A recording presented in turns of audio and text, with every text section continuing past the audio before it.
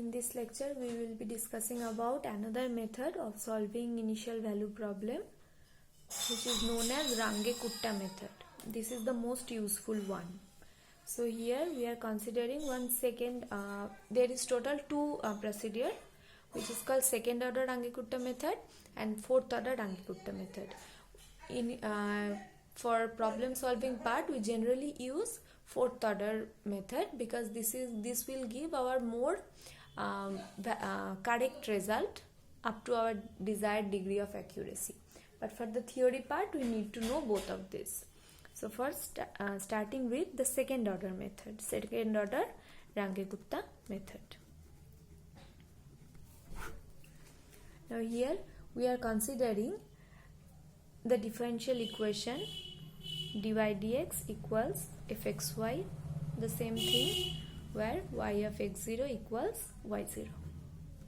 Okay. Now here if we try to find the value of d2y dx2 or y double dashed, what it will be? This is the function of x and y also. So at first, partially derivative with respect to x, that is fx, plus derivative with respect to y, partial derivative, into, as we are trying to get d2y dx2, that means we need to add 1 dy dx there. That means, now what does it mean by dy dx? Dy dx means f, so it will become fx plus fy into y, so y dashed, this is already y dashed, that means f. So the value of y double dashed equals fx plus f into fy, that one, right? Now we are applying Taylor series expansion for y1. y1 means y of x1. Now x1 is x0 plus h, we all know, expanding by using Taylor series expansion. So it will become y x0 plus h y dashed x0 plus h square by factorial 2 y double dashed x0 plus some terms which are starting with h cube and higher orders. As we are considering second order Runge-Kutta method, that means here we will take up to second order derivative. So for the rest of the terms, we are using order of h cube. This notation known as order of h cube, that means the term considering h cube and higher orders. Okay. Now y of x0, we are writing it as y0 plus h, this also known as y dashed 0. Now whenever we are writing 0 in that suffix, that means it is denoting the value at the point x equals to x0. Okay. Plus h square by 2 y double dashed the point 0 plus order of h cube. That means y0 plus y dashed means f, so it will become f at the point 0 plus h square by 2. Then putting the value of y double dashed, we are already getting it. It was fx plus f into fy at the point 0. That means y0 plus h f of 0 plus h square by factorial 2 into fx at the point 0 plus f at the point 0 into fy at the point 0 plus order of h cube, obviously. This is the extra term.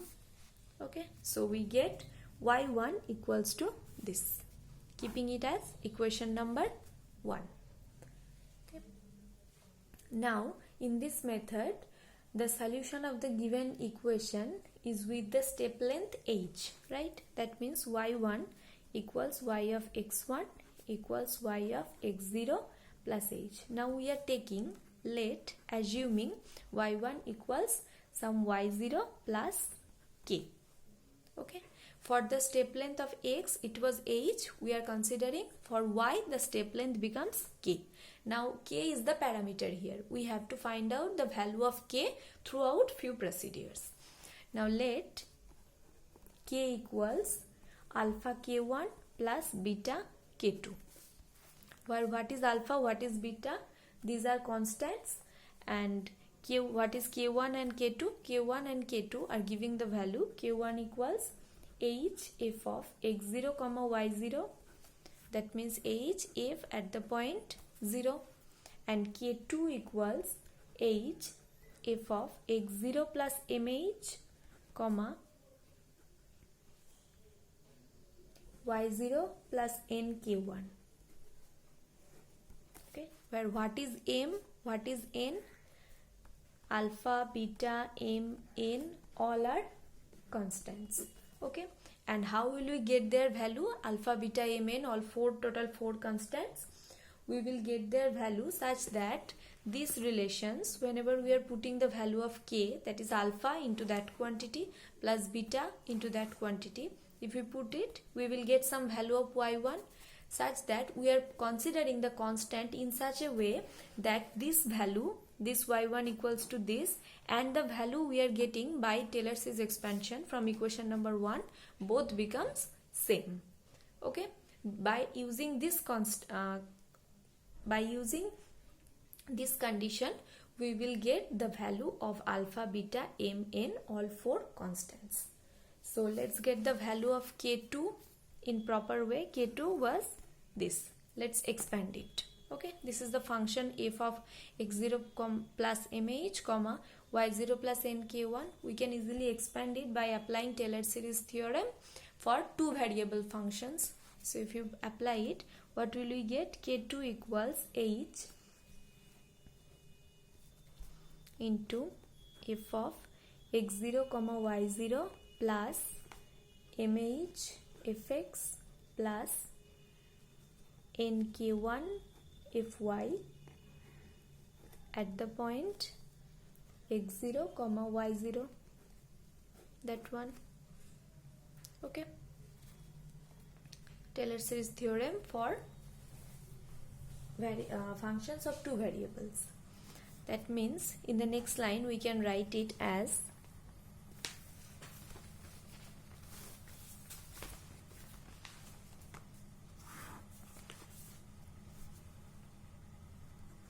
h into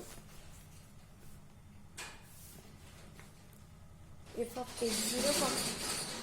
x0 comma y0, that means f of 0 plus mh fx at the point x0 y0, that is mh fx at the point 0 plus n into putting the value of k1. K1 means f at the point 0, that is f0 into fy at the point x0 y0, that is fy at the point 0.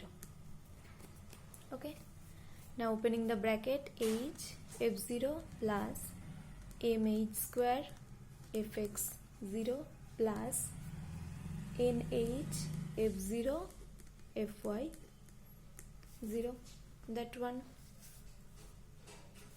So it will become h, yeah,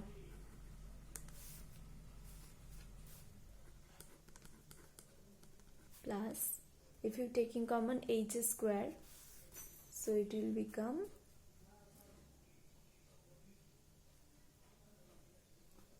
that one will become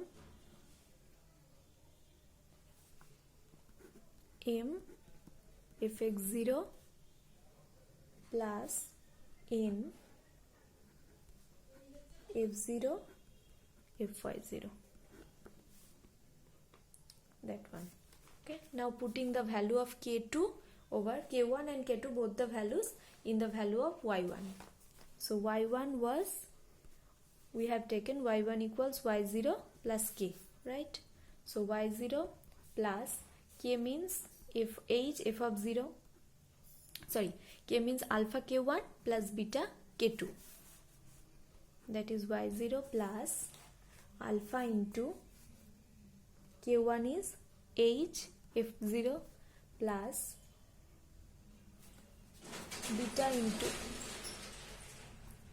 beta into putting the value of k2, so it will become beta h f0 plus beta h square m fx0 plus n f0 fy0, that one. Okay, so we get the value of y1 again, taking it as 2. Now we get this by approximation, by putting some particular constant values for k, k1, k2, using 4 constant alpha, beta, m, n. And we got another value of y1 by applying Taylor's expansion, which was equation number 1. Now we will get the value of the constants by considering that equation number 1 and 2 both are equivalent. So if you comparing equation 1 and 2, I mean actually comparing the coefficients of equation 1 and 2, what will we get?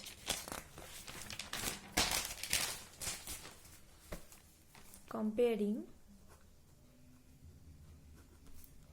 1 and 2, we get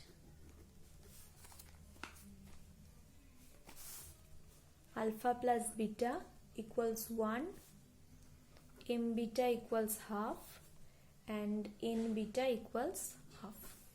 Now from these two, beta, if we divide these two, beta beta will become cancelled out. This will give m equals n. Now if we choose, let m equals n equals 1. If we choose the value 1, then beta becomes half, and then alpha, here also beta becomes half. Now if you put beta equals to half, you will get alpha equals to half. That means this will imply alpha equals to beta equals to half. Now putting all that value of alpha, beta, m, n over k1 and k2. So y1 equals y0 plus k, where k equals alpha k1 plus beta k2, that is half k1 plus half k2. So half of k1 plus k2, where k1 equals h f of 0, that means h f0, and k2 was h, then f of x0 plus mh, that is x0 plus m equals to 1 h, comma y0 plus n k1, n equals 1, so y0 plus k1, that one. Okay, this is the required Runge-Kutta method's result. It's that first approximation, y1 equals y0 plus k, where k equals half of k1 plus k2, k1 equals h f0, and k2 equals this.